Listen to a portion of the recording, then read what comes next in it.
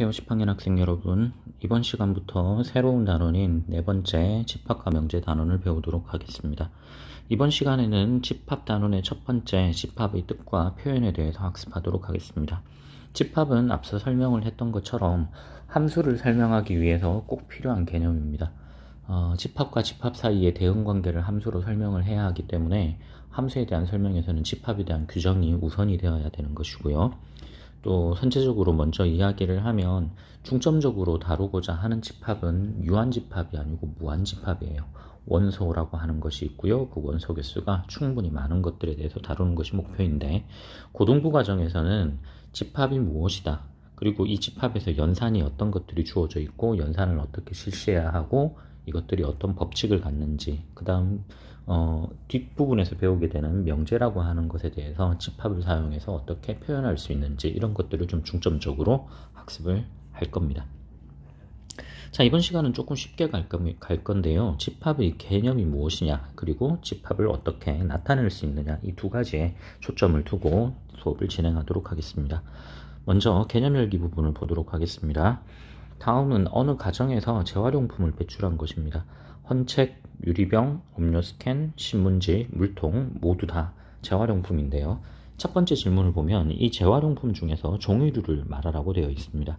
한눈에 보기에도 종이류는 두 종류가 보이죠. 헌책과 신문지예요. 이렇게 고를 수 있는데, 두 번째 질문을 보면 재활용품 중에 재활용하기 쉬운 것을 말하라고 되어 있어요.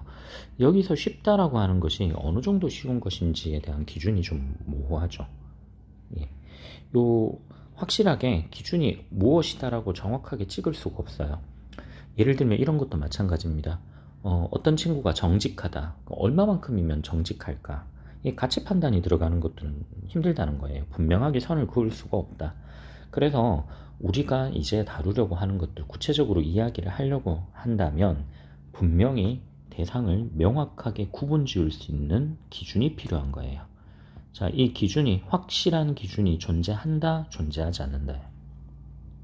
만약에 그 구분 기준이 확실하게 존재한다면, 즉 주어진 조건에 의하여 대상을 분명하게 정할 수 있을 때 그 대상들을 다 모은 집합을 다 모은 것을 집합이라고 이름을 붙이게 됩니다.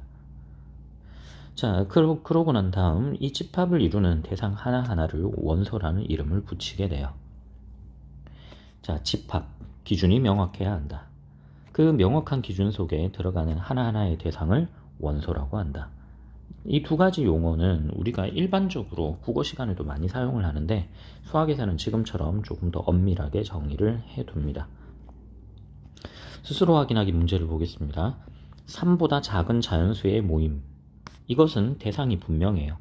자, 자연수라고 했으니까 자연수 중에는 가장 작은 자연수가 있죠. 1입니다. 1. 그 다음 3보다 작아요. 2. 가능하죠. 우리가 보통 자연수는 1을 기준으로 해서 그 1의 숫자를 1만큼씩 키워가면서 만들어냈어요. 3, 4, 5 한없이 이어지죠. 그런데 이 중에서 3보다 작은 경우는 1하고 2 두 가지가 있다. 이건 분명하죠. 그래서 이것은 집합이 맞다. 그에 반해서 두 번째, 큰 수의 모임. 얼마만큼 커야 합니까? 이것이 크다, 100보다 크면 크다 할까요? 만보다 크면 크다고 해야 될까? 불분명하죠. 이렇게 대상이 분명하지 않기 때문에 이 경우는 집합이 아닌 거예요. 자, 지금까지 내용은 어렵지 않았을 겁니다. 다음 페이지를 보겠습니다. 자, 이제 금방 정했던 이 집합과 원소를 이제 표현을 하려고 해요. 수학적으로 어떻게 나타낼 거냐. 먼저 참고 내용을 보겠습니다. 일반적으로 집합은 대문자를 씁니다. 대문자 A, B, C 이렇게 가고요. 원소의 경우는 소문자 A, B, C를 써요. 집합은 대문자로, 원소는 소문자로 쓴다. 일반적으로 라는 표현은 앞으로 항상 등장할 때마다 이것이 전 세계에서 항상 통용되는 거다. 수학계에서는 항상 통용되는 것은 우리가 보통 일반적이다. 이렇게 머릿속에 기억하면 좋을 것 같아요. 자, 그 다음 봅시다. A가 집합 A의 원소다. 이거 어떻게 나타내느냐. 이 의미는 원소 A가 집합 A에 포함된다 혹은 속한다 라고 이야기를 해요. 포함된다 혹은 속한다. 기호로 나타낼 때는 금방 앞서 봤던 소문자와 대문자를 표기를 하는데 여기에 가운데 특별한 하나의 기호가 더 포함이 되어 있죠. 이 기호가 어디서 등장한 건가 하면 엘레먼트 글자의 앞 글자예요. 원소를 뜻하는 영어 단어 엘레먼트의 앞 글자다. 그러면 포함되지 않는다는 어떻게 나타내느냐? 포함되지 않는다는 쉬워요. 우리가 같다, 같지 않다 표기법과 똑같습니다. 원소 B가 집합 A의 원소가 아니다. 이 말은 B가 집합 A에 속하지 않는다. 원소 B는 집합 A에 포함되지 않는다. 이때는 등호, 같지 않다 표현할 때 알죠? 오른쪽 위에서 왼쪽 아래로 그어가잖아요. 그 표기 방법을 그대로 적용을 합니다. 똑같이 따서 왔다고 생각하자고요. 다음 스스로 확인하기 문제를 보겠습니다. 6의 양의 약수의 집합을 A라고 합니다. 양의 약수. 인수분해 과정을 배우면서 우리가 약수 중에서는 양의 약수도 있고 음의 약수도 있음을 충분히 이해했죠. 중학교 과정에서는 보통 약수라고 하면 자연수 중에서 찾았지만 고등부 과정에서는 그렇게 하면 안 된다. 자, 6의 양의 약수는 어떤 것들이 있느냐? 1, 2, 3, 6 네 가지가 있죠. 자, 그래서 1, 2, 3, 6 요 4개의 숫자는 집합 A의 원소이므로 포함된다의 기호를 쓰고요.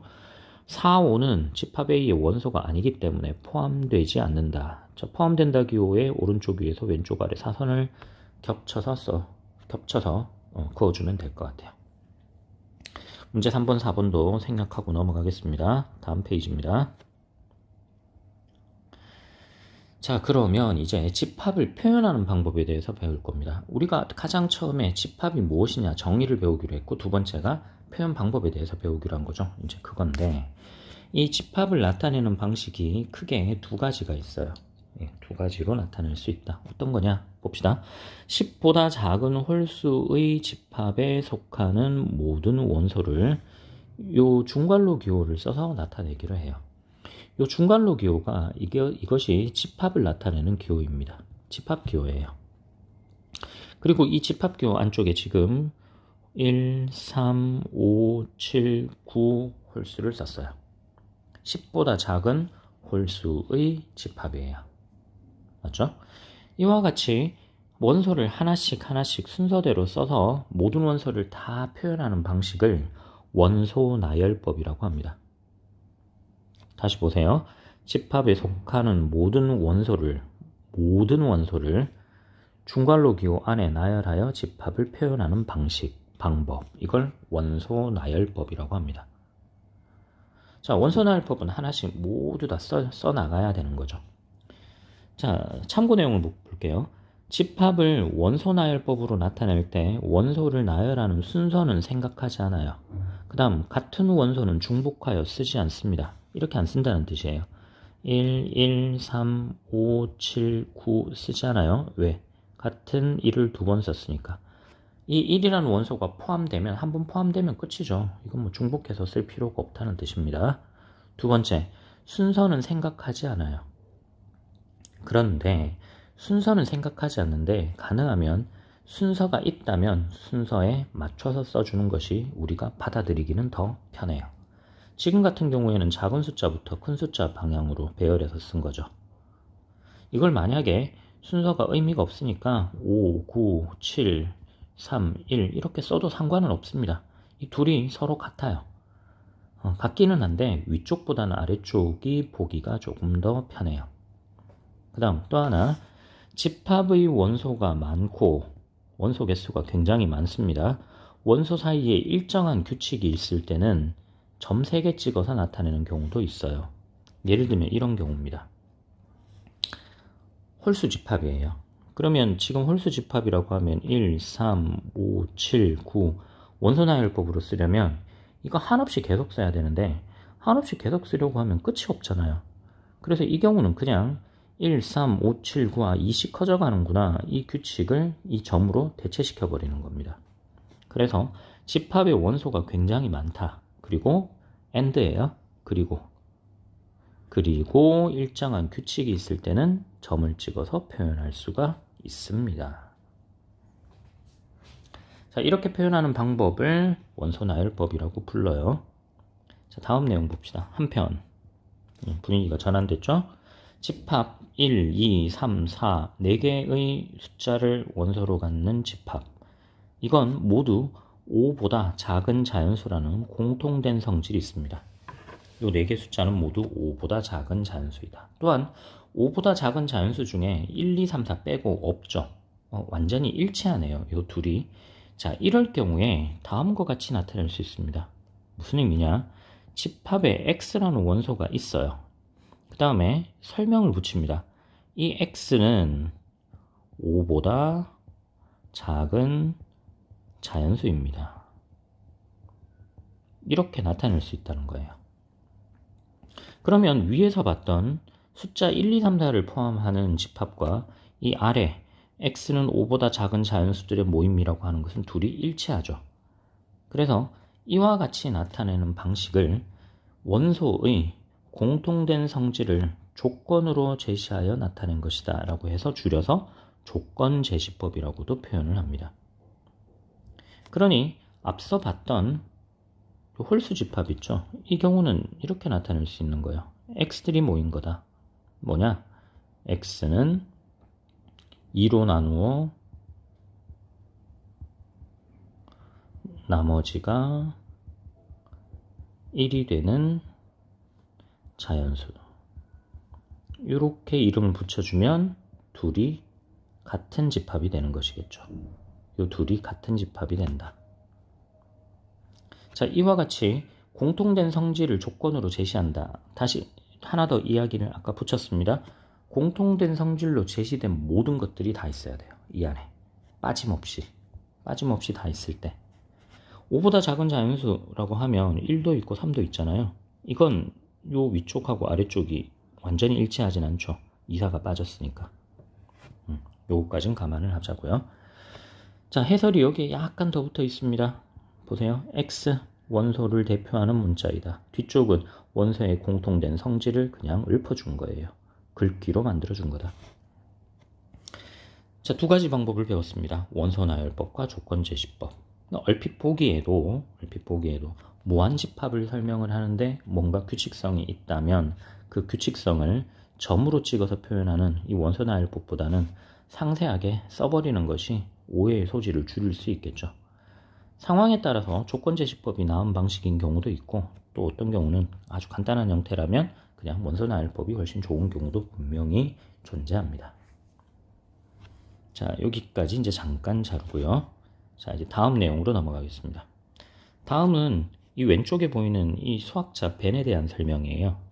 이 수학자 벤이 어떤 일을 했는지 잠깐 볼게요. 영국의 수학자 벤은 집합을 시각적으로 표현하여 집합 사이의 관계를 쉽게 알 수 있도록 하였다. 자, 시각적으로 나타냈다. 우리가 함수가 있으면 함수 그래프 그리는 것처럼 집합에서도 집합을 눈으로 볼 수 있게 이렇게 생긴 형태로 만들어낸 사람이 바로 수학자 벤이에요. 이 벤이 1880년도 논문에서 이 눈으로 볼 수 있게 이 도식화하는 이 도구로서 이 그림을 개발을 해서 최초로 표기를 했습니다. 그러니까 1880년이니까 지금부터 대략 한 140년 전쯤이겠죠. 자, 이 그림의 이름을 벤이 만들어낸 다이어그램이라 그래요. 그래서 벤 다이어그램이에요.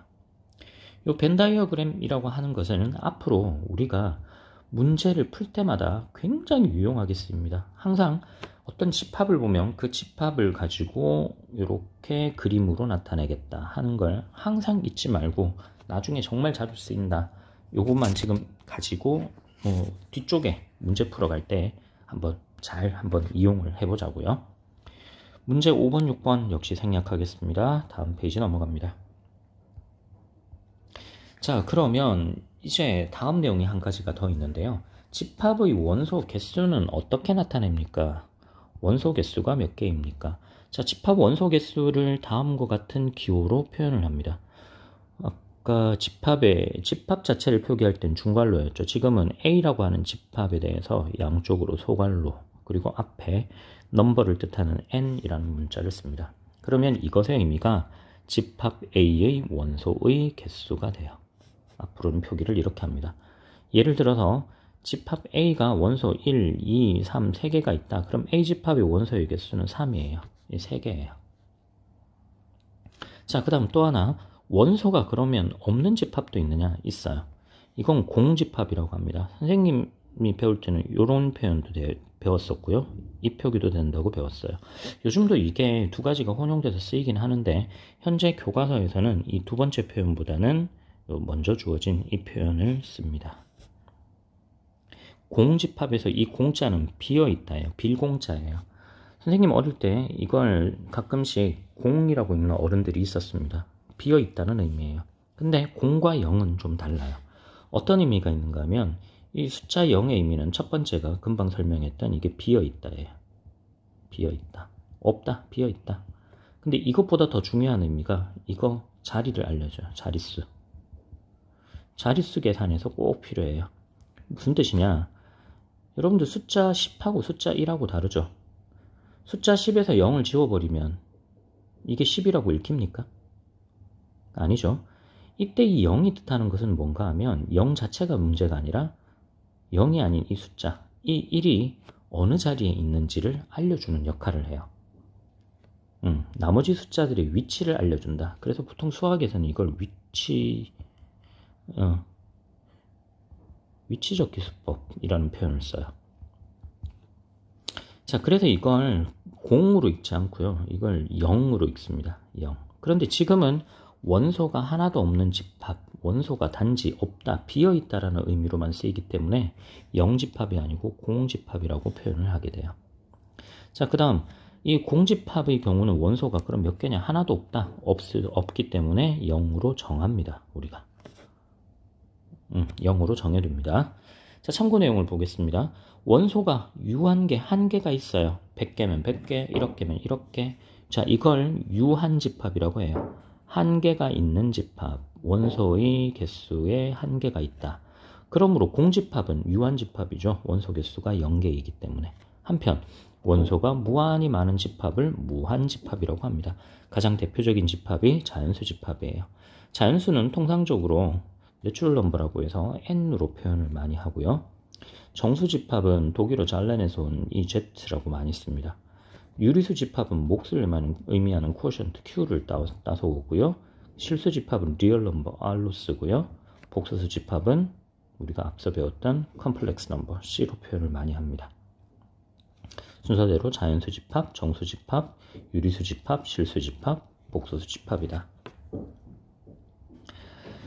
다음 스스로 확인하기 문제 보겠습니다. 집합 A는 원소 1, 3, 9를 갖고 있는 집합인데, 자, 이게 원소 개수가 3개니까 A의 원소 개수는 3이다 이렇게 나타낼 수 있겠죠. 이걸 참고해서 아래쪽 문제를 보자.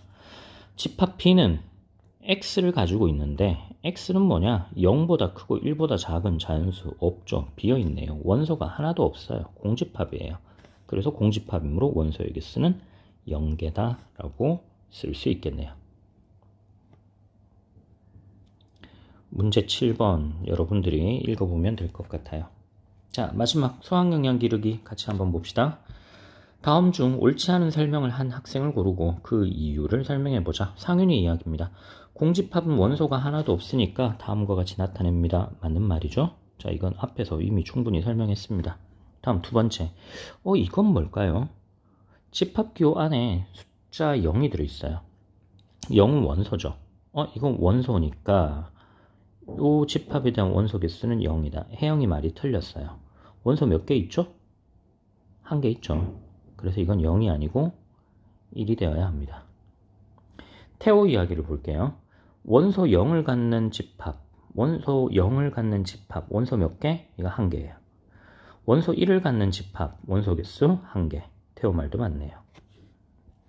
자, 그래서 가끔씩 이런 질문들이 나와요. 한번 보죠. 1. 헷갈리죠? 집합 안에 집합이 있는 경우가 있습니다. 이거 굉장히 애매해요. 그러면 이거는 숫자 1을 원소로 갖죠. 그렇죠? 근데 1을 원소로 갖는 집합도 원소로 가져요.